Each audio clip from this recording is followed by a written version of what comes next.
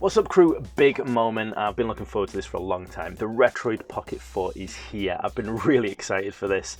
I will be doing like a full review, going through the GameCube and PlayStation 2 emulation, checking out all that good stuff, but I just wanted to do a bit of a raw, quick initial impressions, unboxing video. So let's just get straight in and let's crack this bad boy open. Now I have gone for the ice blue variant. And the reason why I've gone for that, I do love it. I love these boxes, man. They're so cool the way they open up. Little magnetic bit there.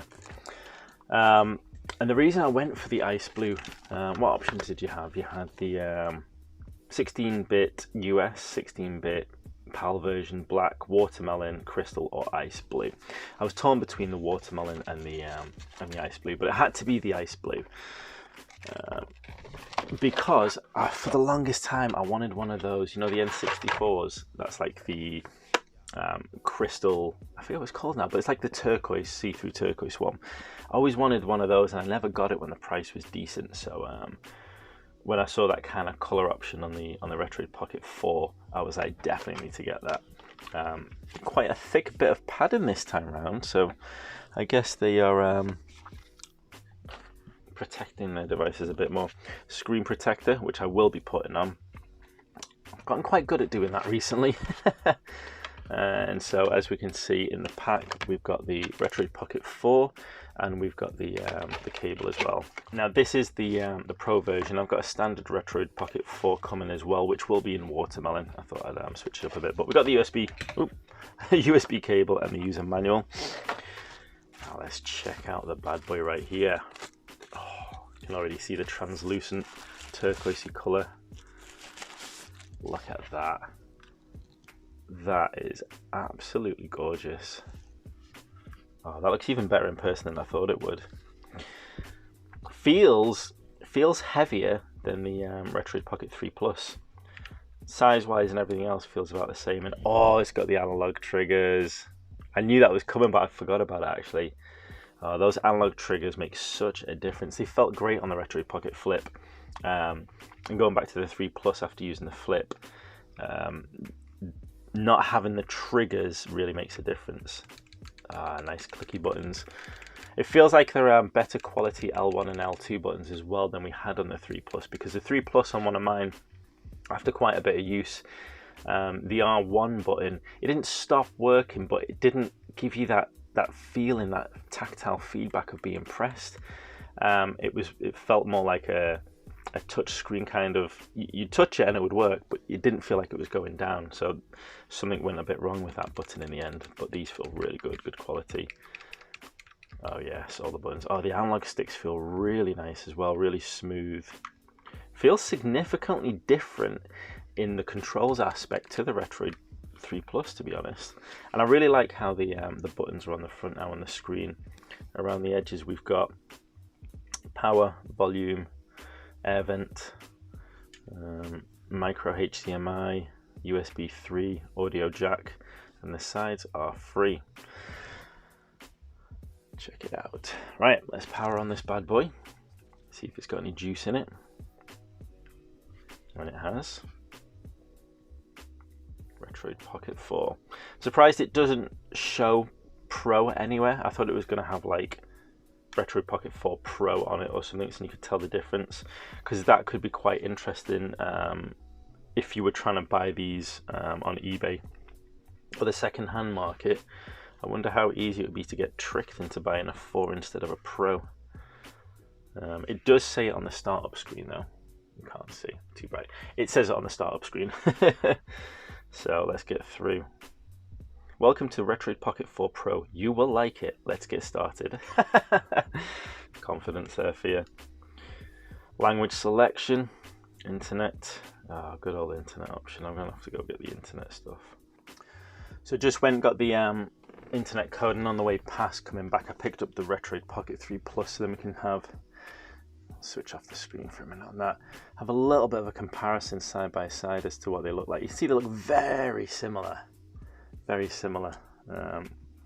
So in terms of overall form factor, they're pretty much identical in terms of shape. Let's see the thickness of them. definitely couldn't really tell a lot of difference. Even the triggers seem quite similar, but as you can see on the 4, it's a bit more flared up. Obviously, there's a bit more space for them being analog. The analog sticks on the 4 protrude a little bit more. See if you can see that. A bit of a white background. So you can see, I think you can tell there that the 4 analog sticks protrude a bit more than the 3 do, but they definitely feel better for it. It definitely feels like there's a lot more movement, and in terms of vents around the outside and all that, there's differences there, but overall size and form factor is quite similar. Buttons are a little bit bigger, slightly bigger on the 4 than they were. I mean, I've gone for the custom PlayStation style buttons, but they were still a similar size.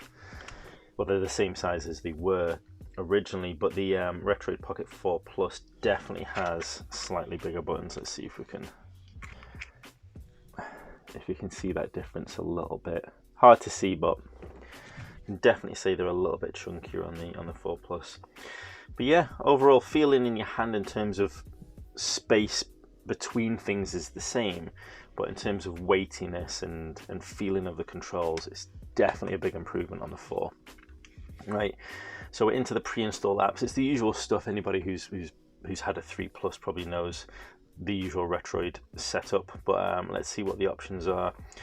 For pre-installed apps, we've got Citra Enhanced, Dig, Dolphin Emulator, Dolphin for handheld, DuckStation, Easy RPG Player, Flycast, Gamepad Test, M64 Plus, Mix Explorer, Moonlight, Pojab Launcher for Minecraft, Poker, MMO, SSPP, Redream RetroArch, San Andreas Unity, Steam Link, UNCV, or CIV, I think that's a Civilization game, VCMI, Yaba Sanshiro 2, Ether SX2, OMW Nightly, OpenBore, RetroArch or RetroArch, Scum VM, Serious Sam Android, Shattered Pixel Dungeon, and then that's it.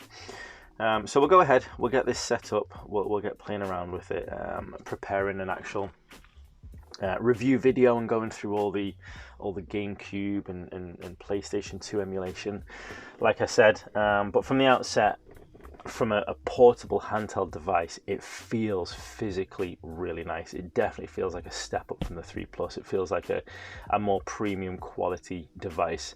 It's closer to that Odin feel.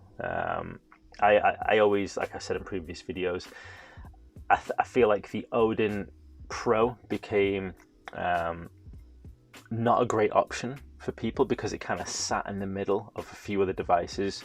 But one thing I could never take away from Odin is just how premium the quality felt on the device. It always felt really nice in your hand.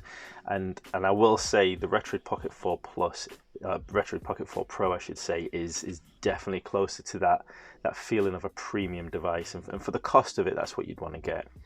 But I absolutely love it, man. Look at that colour. Look out for the review and the emulation videos as well.